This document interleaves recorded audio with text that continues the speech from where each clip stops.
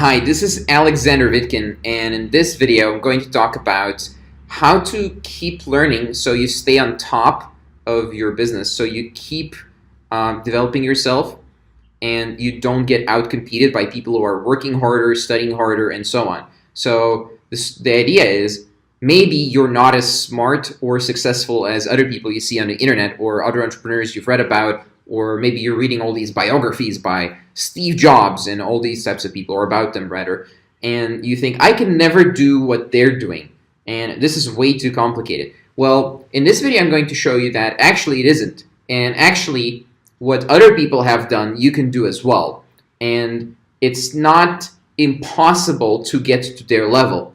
It's not crazy to do what they did, and you can raise the bar. In fact, if you look at business throughout history, what it generally tends to be like is just increasing the bar for everything. If you look at Marvel movies, they're increasing the bar for everything every year as much as possible. If you look at any business, any competition, they're competing with each other and trying to increase the bar in whatever industry they're in. It just keeps going up and up and up and up and up forever, for thousands of years already. This is like the human history almost. So here's what I want to do for you today. I want to break it down for you so that you have a framework to keep learning, because the acceptable level of competence is going up all the time in all industries everywhere. So if you want to stay relevant and in fact alive, and not just like sitting in a room repeating the same process over and over and not really learning, then we have to keep evolving, and we have to take the paradigm that we're at now and take it to the next level and keep doing it over and over and over. Okay, so why is this interesting for me and why is this important for me? Because when I started in business, I thought, I'm learning these skills now and I'm going to keep using these skills forever. So there's something true and untrue about this statement. So I was right in a way and wrong in a different way at the same time. So some skills, in fact, they're perpetual skills. So you can keep using them forever, like sales, copywriting to some degree. Of course, they change over time.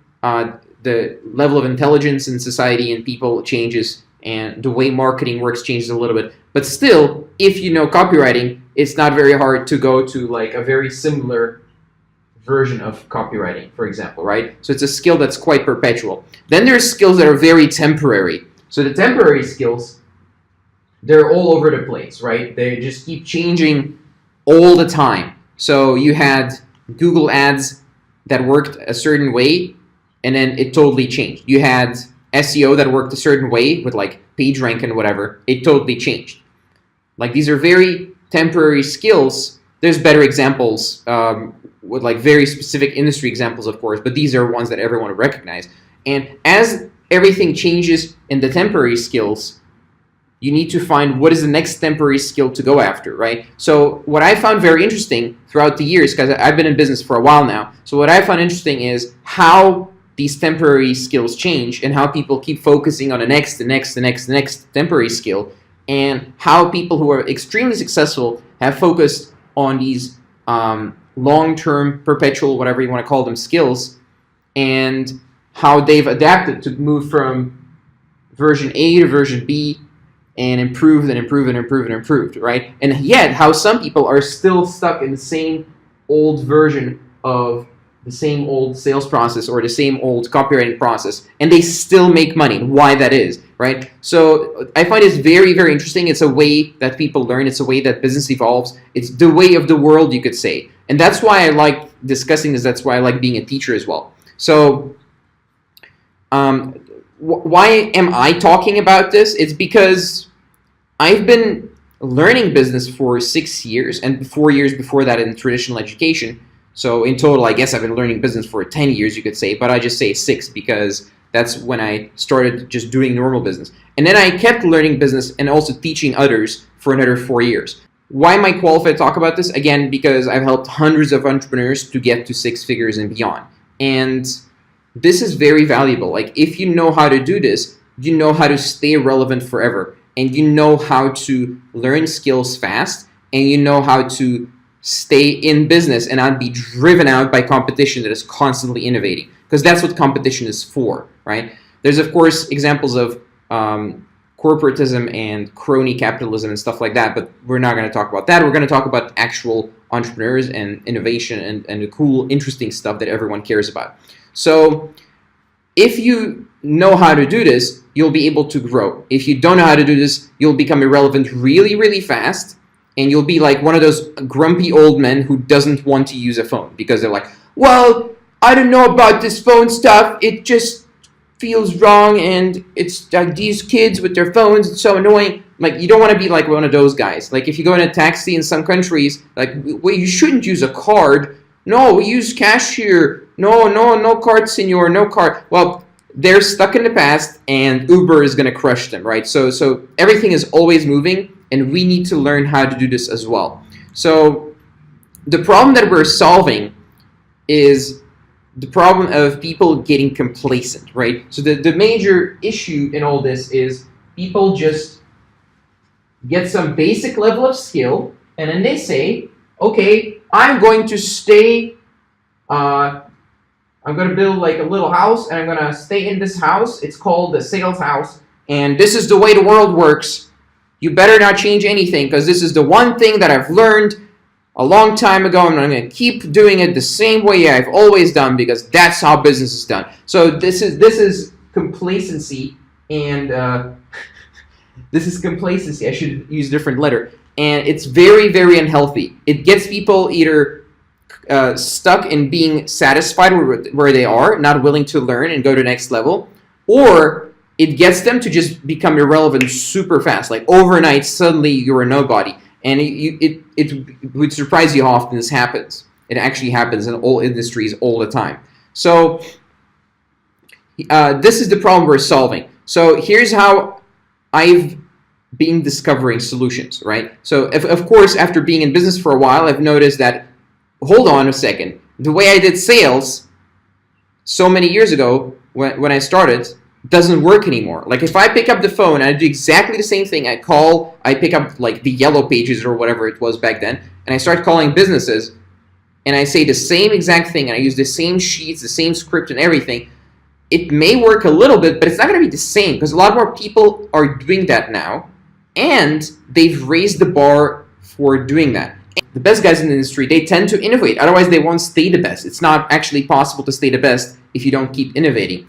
But by looking at them, everyone's creating these Me Too, hashtag Me Too, different type of Me Too movements. And for example, when Apple released the iPhone, Samsung was like, hey, we want to do that as well. And they released a phone as well, and it became better and better and better. Now, arguably, it's at least as good, more innovating at least. So this is common. This is like everyone's doing let's do the same type of product as the innovators are doing. So in any industry, you can do this. If you're a coach, go look at the best coaches. Go look at the coaches that are producing the most results, doing the most innovative technical, like technology stuff out there. It's super interesting because just taking a tiny little look into someone's business who's doing 100 or 1,000 times more in revenue or profit than you is super valuable. Just a tiny little peek. You learn more than 5 years of struggle. Great example of this is when I started in business. It took me 2 years to make any money. Like I made money, but I lost more money. So I was actually losing money for 2 years. Then I had to pay off the debt, right? So you don't want to go through that. Why would you need to? Because others have gone before you. You know, like others have sacrificed themselves for you to get to this level faster. Well, this is 100% true. Learn from the people who are ahead of you. Learn from these innovators and always keep looking at innovators. So again, there's an issue with this. If you just look at the innovators and you never become the innovator, then you're never going to be able to become the best. It's very hard. You need to first do it better than them, and then start doing new things that are completely outside of what they've been doing. Again, Samsung is a good example of how they went after Apple, and they put like a fingerprint sensor on the screen. Apple still hasn't done that, right? So they kind of surpassed Apple in some ways. They started innovating beyond just copying Apple. Arguably, I mean, I don't want to, put any blame on anyone here. It's a touchy subject apparently. So what about being an innovator? So being an innovator It's basically being alone on the top. And you don't, and by the top, I mean figuratively, because you don't always make more money. You don't always become more successful by being an innovator. Most companies actually lose money by trying to be innovators. Why? Because it's risky. You're taking a risk by doing something new. It's actually a science and an art form to keep innovating and making it profitable. That's why it's so very tempting to just copy. So if you look at, if we stay in the phone market, if you look at Chinese companies like Huawei or whatever they're called, so their phones, again, they started with copying all kinds of stuff, and their phones, I just looked at one, it kind of looks like an older iPod, like an iPod Touch. It's because they're were copying Apple's existing proven designs. But then they started adding new things. It's very interesting how that goes. And it's just easier. It's just so tempting to just copy instead of taking this huge innovator risk. And what I recommend for beginners is be a copier, like copy a business model that has been proven to work and then implement the heck out of it. Just go crazy implementing it. Do it at least as well as the company you're copying it from, which is like maybe compete on price a little bit. Just do something a little bit better, a little bit more attractive than your competition. Get market share, get some sales, quit your job, and go on from there, right? So how to know when you're good at this and when you should move on, because you shouldn't do this forever, of course. You shouldn't just copy stuff forever. But how do you know when you're good at this? Well, in the beginning, when you're doing business full-time and you don't need investors, you just have money coming in into your own business, you're self-funded, hopefully, and everything is fine. You're building out a team, you're building out like a location where you have an office, maybe some employees, or maybe you want to travel, so you do everything remotely, and everything kind of runs without you for several weeks without you being there constantly looking at it. That's how you know things are starting to go well. And when things start to go well, that's when you need to start innovating. Because if you play the complacency game, so when things go well, if you start being complacent, guess what?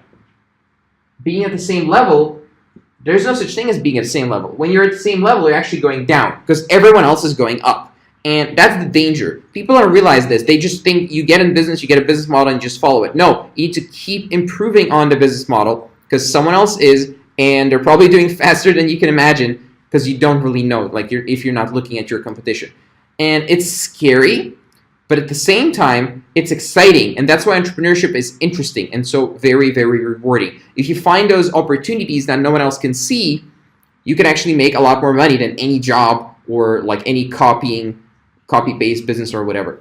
So again, once you learn business skills from the proven working business models by copying, then you can start innovating and taking the lead eventually. It's very interesting.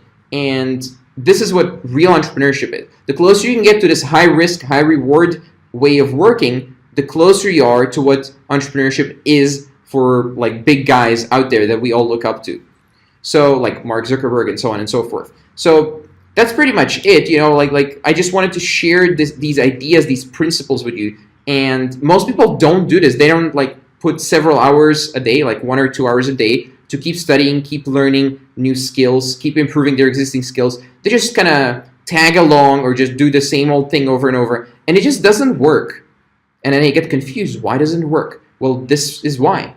It explains it. So hopefully, after watching this, you'll be interested in being a student of business, marketing, whatever else you're doing for life. Hopefully, it was valuable for you to get this lesson now. And if it wasn't, so be it. And if you have any questions, do comment below. I'd love to see you next time on my next live stream. So thank you and goodbye.